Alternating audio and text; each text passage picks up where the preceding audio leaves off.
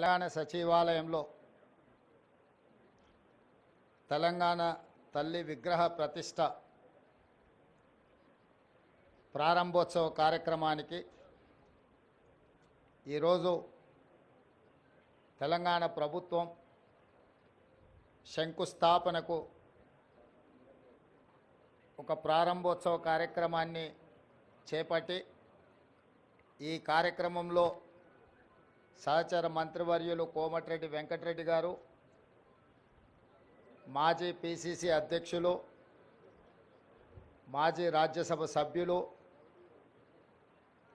తెలంగాణ రాష్ట్ర ప్రభుత్వ ప్రత్యేక సలహాదారు పెద్దలు కేశవరావు గారు, నగర మేయర్ గద్వాల విజయలక్ష్మి గారు, రాజ్యసభ సభ్యులు అనిల్ కుమార్ యాదవ్ గారు, స్థానిక శాసనసభ్యులు మాజీ మంత్రివర్యులు దానం నాగేందర్ గారు, విప్పు బీర్ల ఐలయ్య గారు, ఇతర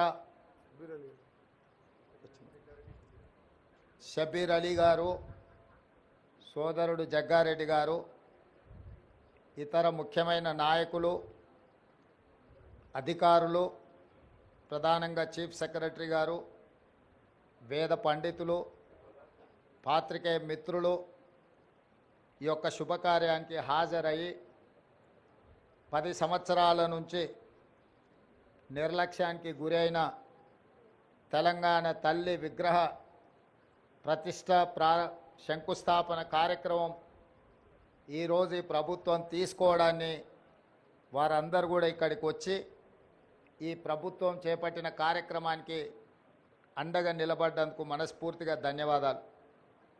వాస్తవంగా ఈ కార్యక్రమాన్ని పెద్ద ఎత్తున చేపట్టాలన్న ఆలోచన ప్రభుత్వం చేసినప్పుడు వేద పండితులను సంప్రదిస్తే ఈరోజు తర్వాత మళ్ళీ దసరా వరకు మంచి రోజులు లేవు, ఈ కార్యక్రమాన్ని ఈరోజు చేపట్టవలసిందిగా వేద పండితులు నిన్న సూచన చేయడం జరిగింది.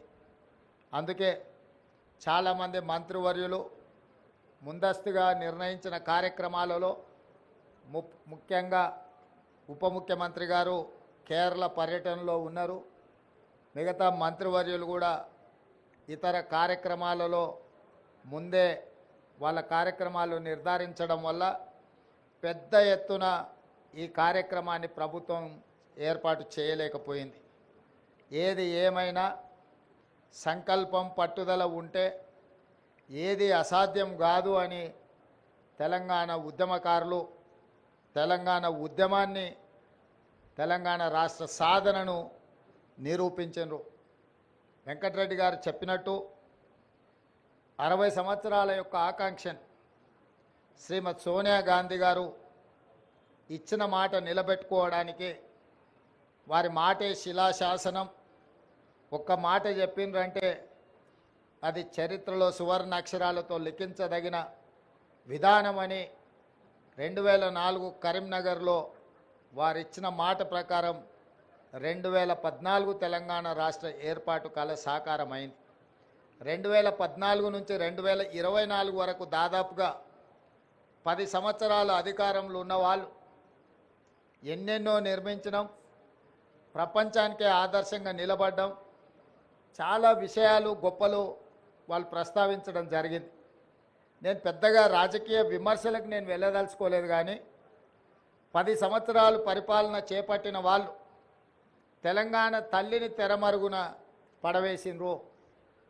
ఎందుకంటే తెలంగాణ తల్లి కంటే కూడా వారే ప్రాధాన్యత, వారే తెలంగాణకు సర్వం, నేనే తెలంగాణ, తెలంగాణనే నేను అనే విధంగా గత పాలకులు వ్యవహరించిండ్రు. ఆ విధానానికి కాంగ్రెస్ పార్టీ, ప్రజలెన్నుకున్న ప్రభుత్వం, ప్రజాపాలన ఆ పాత విధానాలకు విరుద్ధం ప్రగతి భవన్ పేరు మీద పెద్ద గడిని నిర్మించుకొని చుట్టూతా ముళ్ళ కంచెలు ఏర్పాటు చేసుకొని వందలాది మంది పోలీసుల పహారాల మధ్యలో వారు భద్రంగా అక్కడ ఉండి